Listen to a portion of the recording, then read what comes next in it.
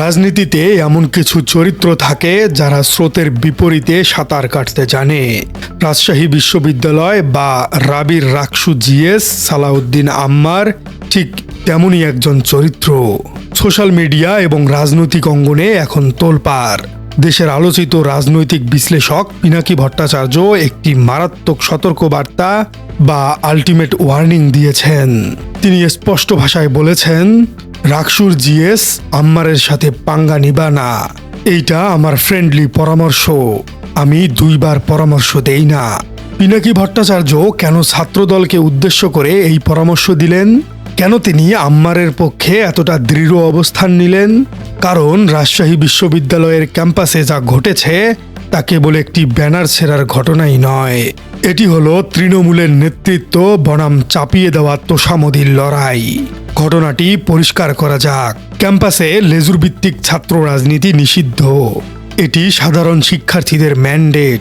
অথচ আমরা দেখলাম বিএমপি সমর্থিত কিছু শিক্ষক এবং ছাত্রদল সেই আইনকে বৃদ্ধাঙ্গুলি দেখিয়ে তারেক রহমানের ব্যানার টাঙিয়ে শোডাউন করলেন রাজশাহী বিশ্ববিদ্যালয়ে। সালাউদ্দিন আম্মার সেই ব্যানারটি ছিঁড়ে ফেললেন। কোনো ব্যক্তির প্রতি ঘৃণা থেকে তিনি এমনটি করেননি, বরং ক্যাম্পাসের আইনের শাসন বা রুল অফ ল প্রতিষ্ঠার জন্যই তিনি এমনটি করেছেন। কিন্তু এর প্রতিক্রিয়ায় আসলে কি হলো?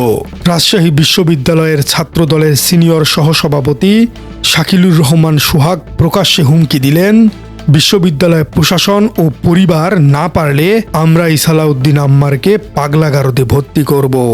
ভাবুন একবার, একজন নির্বাচিত ছাত্র প্রতিনিধি যিনি ক্যাম্পাসের নিয়ম রক্ষার কথা বলছেন, তাকে পাঠানোর কথা বলছে ছাত্রদল পাগলাগারদে।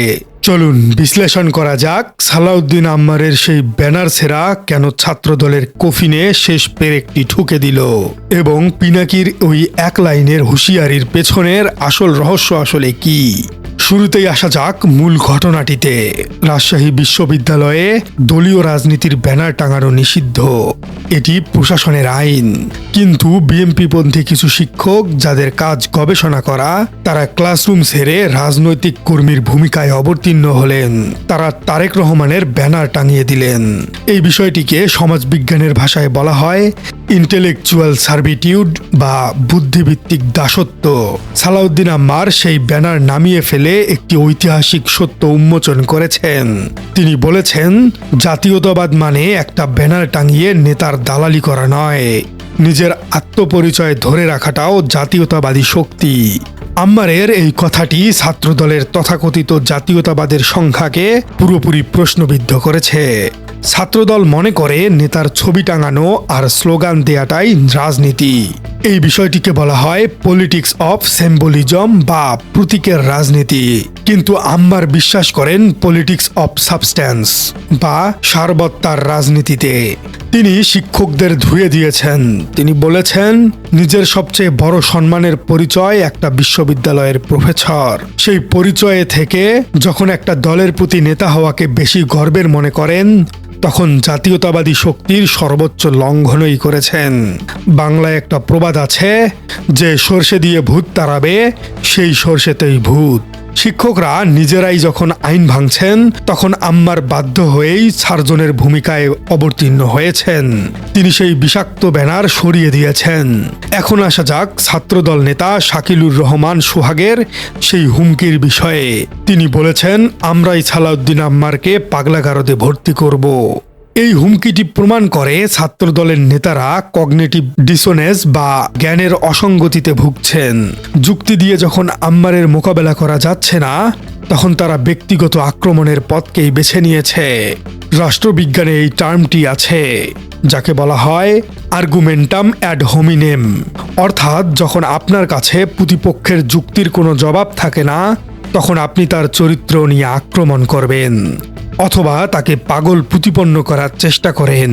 সোভিয়েত ইউনিয়নে বা স্বৈরাচারী শাসন আমলে আমরা দেখেছি, যারা সত্য কথা বলতো তাদের মানসিক ভারসাম্যহীন আখ্যা দিয়ে সাইকিয়াট্রিক ওয়ার্ডে পাঠানো হতো।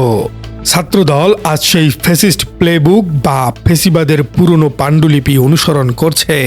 তারা আম্মারকে পাগল বলছে, অথচ আম্মার বলছেন আইনের কথায়। আম্মার একটি মানসিক সত্য তুলে ধরেছেন।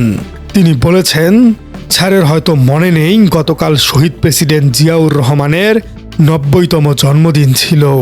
ছাত্রদলের নেতাকর্মীরা এই শহীদের জন্য একটা দোয়া মোনাজাত পর্যন্ত করেনি।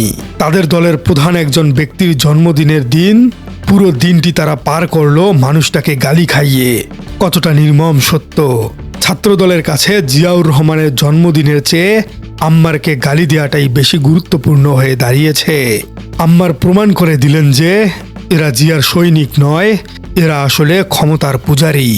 এখন প্রশ্ন হলো, পিনাকি ভট্টাচার্য কেন বললেন আম্মারের সাথে পাঙ্গা নিবেন না? তিনি জানেন ৫ আগস্টের পরবর্তী বাংলাদেশে রাজনীতির ব্যাকরণ বদলে গেছে। এখন আর ভাইয়া বাহিনী বা মাসেল পাওয়ার দিয়ে রাজনীতি চলে না, এখন চলে মেধা এবং সাহসের রাজনীতি। সালাউদ্দিন আম্মার হলেন সেই নিউ এজ লিডারশিপের প্রতীক। পিনাকি জানেন আম্মারের পেছনে কোনো বড় রাজনৈতিক দল নেই, কিন্তু তার পেছনে আছে সাধারণ শিক্ষার্থীদের ম্যান্ডেট বা পপুলার সরভিনিটি। আর ছাত্রদলের পেছনে আসলে কি আছে? তাদের আছে ১৫ থেকে ২০ বছর ধরে ক্যাম্পাসে ঘেরে বসা কিছু আদ্দামরা নেতা, যাদের ছাত্রত্ব নেই, নৈতিকতাও নেই। পিনাকি আসলে ছাত্রদলকে বাঁচাতে চেয়েছেন। তিনি বোঝাতে চেয়েছেন, তোমরা যদি আম্মারের মতো জনপ্রিয় ছাত্র নেতাদের সাথে সংঘাতে যাও তবে তোমরা সাধারণ শিক্ষার্থীদের কাছে ভিলেন হয়ে যাবে। বাংলায় একটা প্রবাদ আছে, ঢিলটি মারলে পাটকেলটি খেতে হয়। ছাত্রদল আম্মারকে ঢিল মেরেছে, কিন্তু এখন তারা পাল্টা পাটকেল খাচ্ছে। আম্মারের ব্যানার ছেঁড়াটা কোনো আবেগী সিদ্ধান্ত ছিল না, এই বিষয়টি ছিল একটি সিম্বলিক রেসিস্টেন্স বা প্রতীকী প্রতিরোধ। তিনি বুঝিয়ে দিয়েছেন রাজশাহী বিশ্ববিদ্যালয় আর কোনো দলের লিজ নেয়া সম্পত্তি নয়। প্রিয় দর্শক, এই সংঘাতের সূচনা হয়েছে মাত্র। সালাউদ্দিন আম্মার ছাত্রদলের সেই পাগলাগারদ তত্ত্বের জবাবে যে পাল্টা বোমাটি ফাটিয়েছেন তা ইতিহাসের পাতায় লেখা থাকবে। তিনি ছাত্রদল নেতাদের কলিকাতা হারবাল এবং হানি নাটসের খোঁচা দিয়েছেন। কেন তিনি বললেন, যাদের সময়ে যারা ক্যাম্পাসে ছিল তাদের ২টা করে বাচ্চা আছে, আর এই আদ্দামরা বুড়া ছাগলগুলো এখনো নিজেদের ছাত্র পরিচয়ে ক্যাম্পাসে টিকাইয়া রাখছে। এই বক্তব্যটি কেবল হাস্যকর নয়, এটি হলো ছাত্রদলের সাংগঠনিক কাঠামোর উপর এক বিশাল আঘাত। ২০০৭-৮ সেশনের এই বয়স্ক নেতারা ক্যাম্পাসে থেকে আসলে কি করছেন? তাদের শক্তির উৎস আসলে কি? কেন তাদের হারবাল বা তান্ত্রিক শক্তি দরকার হয়? এবং আম্মারের এই বক্তব্যের পর ছাত্রদলের অন্দরমহলে কি ধরনের তোলপাড় শুরু হয়েছে? চলুন সেই অত্যন্ত রসালো অথচ গভীর মনস্তাত্ত্বিক বিশ্লেষণ নিয়ে আলোচনা করা যাক। রাজনীতিতে হিউমার বা রসবোধ মাঝে মাঝে বুলেটের চেয়েও শক্তিশালী হয়।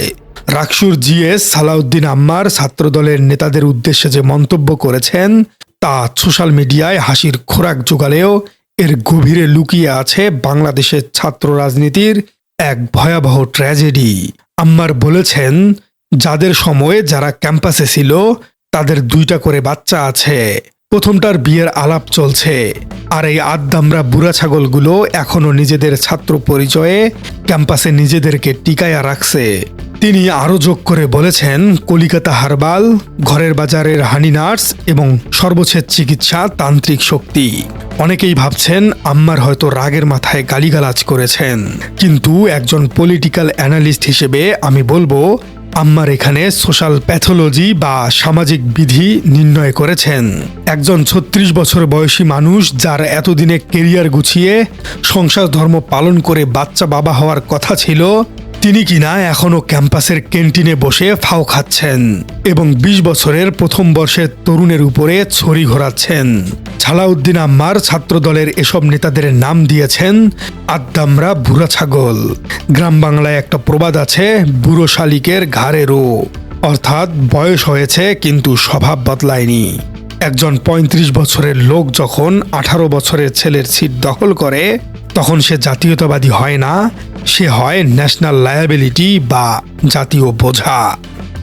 প্রিয় দর্শক, আপনি কি মনে করছেন রাজশাহী বিশ্ববিদ্যালয়ে সালাউদ্দিন আম্মারের এই কঠোর পদক্ষেপ আসলেই কি যুক্তিযুক্ত? ছাত্রদলের রাজনৈতিক বড় ভরাডুবির কারণ আসলে কোথায়? কমেন্টে জানিয়ে দিন আপনার মূল্যবান মতামত। আর আপনার রাজনীতি চ্যানেলে নতুন হয়ে থাকলে চ্যানেলটি সাবস্ক্রাইব করার অনুরোধ থাকলো।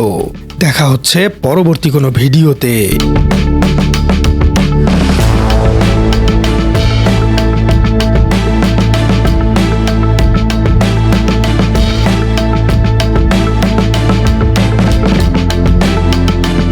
মানসিক চিকিৎসা তাদের করা উচিত যারা